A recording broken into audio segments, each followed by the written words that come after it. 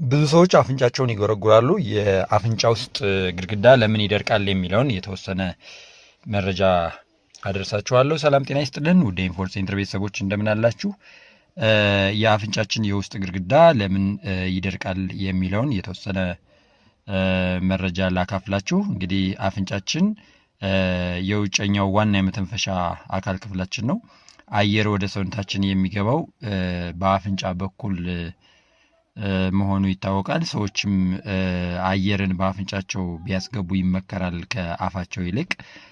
አፍንጫ አየርን ወደ ሰውነታችን ሲያስገባ እንግዲህ በዋናነት ሶስት ነገሮችን በማከናወን ነው። የመጀመሪያው ደረቅ አየርን በማርጠብ፣ ሁለተኛው ቀዝቃዛ አየርን በማሞቅ፣ ሶስተኛ ደግሞ ትቢያ ወይም ባዕድ የያዘ አየርን በማጣራት ነው። የአፍንጫችን የውስጥ ግድግዳ በየቀኑ ዝልግልግ የሙጫ ባህሪ ያለው ንፍጥ አይነት ፈሳሽ ያመነጫል።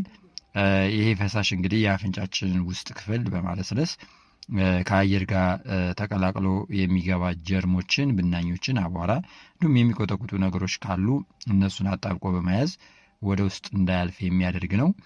በቂ የሆነ ፈሳሽ ወይም ንፍጥ እንግዲህ ሳይመረስ ሲቀር አፍንጫ በጣም ይደርቃል፣ መጥፎ ስሜትንም ይፈጥራል።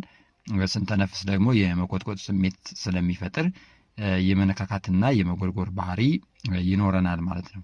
ስለዚህ የአፍንጫ የውስጥ ክፍል ወይም ግድግዳ ለምን ይደርቃል ወደሚለው ስንመጣ የአፍንጫችን የውስጥ ግድግዳ በቂ ፈሳሽ አለማምረቱ፣ አካባቢው እንደዚሁ ደግሞ ሞቃታማ ከሆነ የምንኖርበት ከበቂ በላይ አየር ማቀዝቀዣም በቤት ውስጥ የምንጠቀም ከሆነ ኤር ኮንዲሽን አብዝቶ የሚጠቀሙ ሰዎች አፍንጫን የማድረቅ ባህሪ ያላቸው መድኃኒቶችን ለሌላ ዓላማ እየተጠቀሙ ከሆነ ለረዥም ጊዜ እንደዚሁ የቆዩ ህመሞች ካሉ የኮሮና ቫይረስ አይነት ቫይረሶች ተጠቂ መሆን፣ ከፍተኛ የሆነ የሰውነት ሙቀት ካለ ሲጋራ ማጤስ፣ እንደ ትዋኮ መጠቀም፣ የአፍንጫ ኢንፌክሽን መኖር፣ የታፈነ አፍንጫ ለማከም ሲባል የሚወሰድ እንደ ስፕሬይ ከመጠን በላይ መጠቀም አፍንጫችን እንዲደርቅ ሊያደርግ ይችላል፣ ወይም የአፍንጫችን የውስጥ ግድግዳ እንዲደርቅ ሊያደርግ ይችላል። ውድ ኢንፎር ሴንተር ቤተሰቦች የአፍንጫ መድረቅ መለያ ምልክቶቹ ምንድን ናቸው?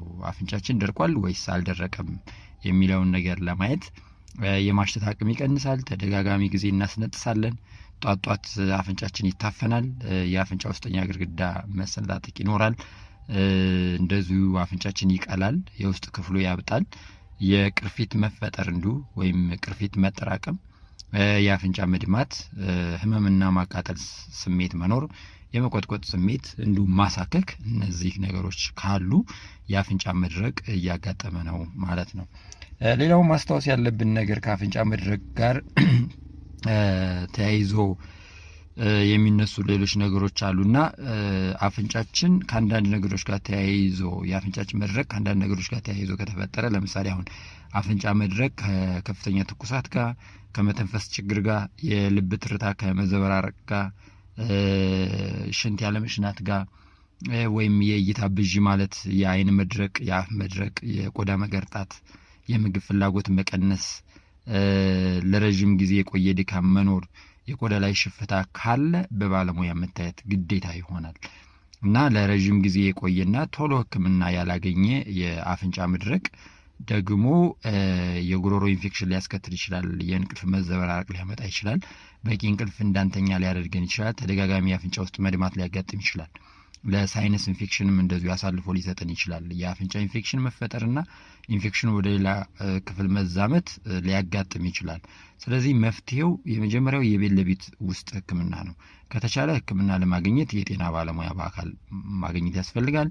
በአፍንጫ ቀዳዳ አካባቢ እንደ ፔትሮሊየም ጀል መቀባት፣ በቂ ውሃ መጠጣት፣ የአየር ማቀዝቀዣን ከመጠን በላይ አለመጠቀም፣ ለብ ባለው ውሃ ሻወር መውሰድ፣ እንደ አጠቃላይ ግን ቆዳን በረጠበ ፎጣ ማርጠብ፣ የአየር ማሞቂያን ከመጠን በላይ አለመጠቀም፣ የሚጠጡ አልኮል ካሉ እሱን መጠኑን መቀነስ፣ ሲጋራ የሚያጤሱ ከሆነ መተው፣ ሞቃት ነገር መጠጣት እንደ ሻይ፣ ሾርባ፣ ሙቅ፣ ዋይፕስ በመጠቀም የአፍንጫ ቀዳዳን ማርጠብ፣ የሚታወቁ ለአፍንጫ መድረቅ ምክንያት የሆኑ ነገሮች ካሉ እነሱን ማስወገድ፣ የተፈጥሮ ዘይት እንደ ኮኮናት፣ አልሞንድ ዘይት በጥጥ ነክሮ በአፍንጫ ቀዳዳ ውስጥ ጠብጠብ ማድረግ፣ ለጋ ቅቤ ብቻ ከተገኘ በትንሹ የአፍንጫ ቀዳዳን መቀባት፣ ሳይበዛ ደግሞ ትንሽ ጨው ያለው ውሃ ላይ ወይም ጨው ውሃ ላይ በመጨመር በለስላሳ ጨርቅ በመንከር የአፍንጫ ቀዳዳቸውን ማርጠብ፣ እነዚህ ነገሮች የሚመከሩ ናቸው። ውድ ኢንፍሉዌንስ ሴንተር ቤተሰቦች ለዛሬ ይሄን ካልኳችሁ፣ በዚህ ዙሪያ ጥያቄ ካላችሁ